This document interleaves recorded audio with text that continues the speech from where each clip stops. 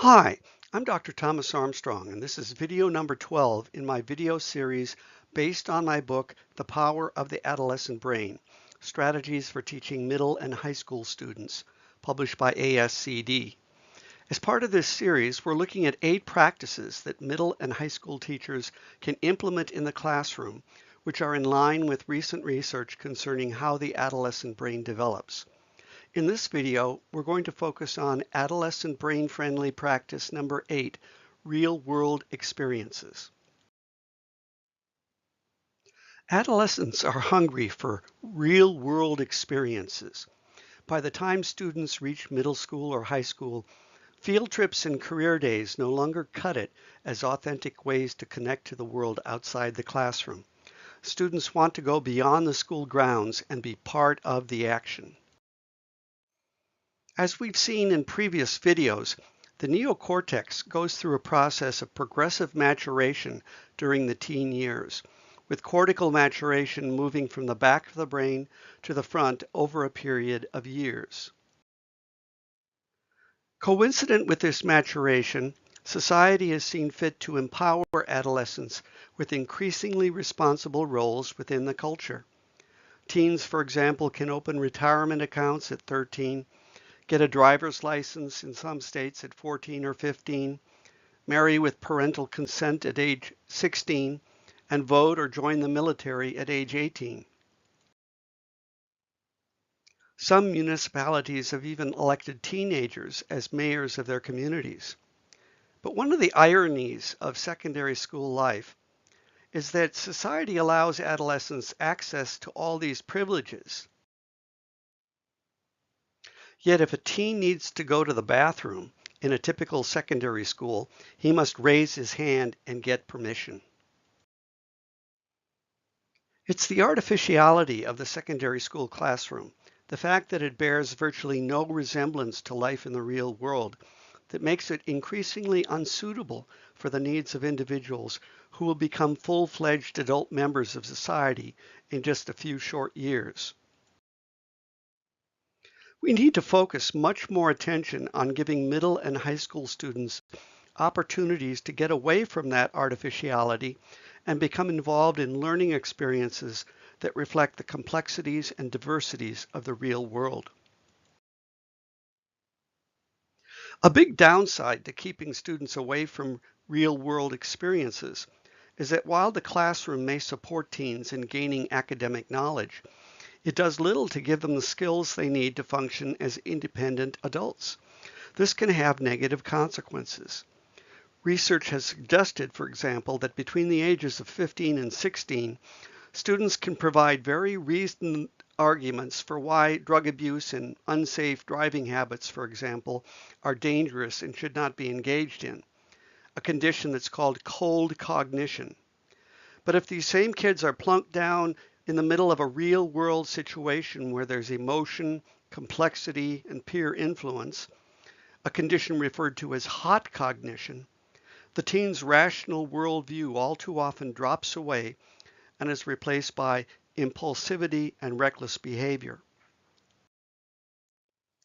This lack of sufficient reality testing among adolescents suggests that students need to do much more of their learning in environments where they are challenged in real situations where real feelings and real consequences are involved. And there's no better place to do this than outside of the classroom in the real world, which is exactly what Bill Gates discovered when he dropped out of Harvard and got involved in the early stages of the personal computer revolution. A major focus of middle schools and high schools, therefore, should be on creating ways in which educators can provide as many kinds of real-world experiences as possible, so kids don't have to drop out of school to become multi-billionaires. In this video, I present 6 strategies for doing this. The first strategy, and an easy one to implement, is to create a job shadowing program at the school. This can be arranged with businesses in the community where students are assigned to employers or employees and have the opportunity of following them around during their workday, learning by example asking questions about the job, and getting the inside story about a specific occupation. The second strategy is for the school to create opportunities for internships. These can be established through affiliations with businesses, universities, and other organizations so that students can spend an extended time from weeks to months getting on-the-job training in one or more career fields. Such experience can even provide students with an entree into a specific occupation after they graduate. The third strategy for real-world learning is to have students take part in community-based projects. Habitat for Humanity, for example, provides students with the opportunity to become involved in the construction of low-income housing.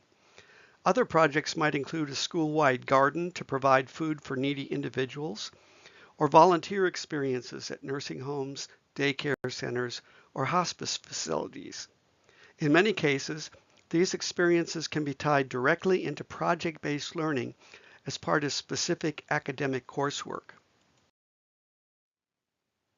The fourth strategy for giving students real-world experience is to support entrepreneurship in the schools.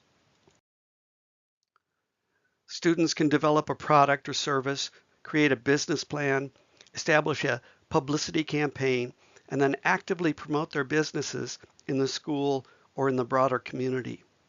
These activities help students develop math and writing skills, social acumen, as well as hands-on knowledge that can prove to be invaluable in adulthood. A fifth way to support real-world experiences in middle or high school is to affiliate with apprenticeship programs. Apprenticeships were the way in which most adolescents learned in the days before public education. A student would essentially sit at the foot of the master while being taught a specific trade. European countries have incorporated apprenticeships into schools far more than the United States.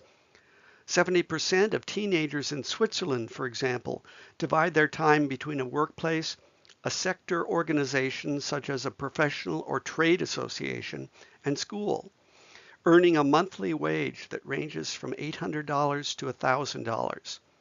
Interestingly, youth unemployment in Switzerland is only 3.1%, compared with the United States figure of 10.5%.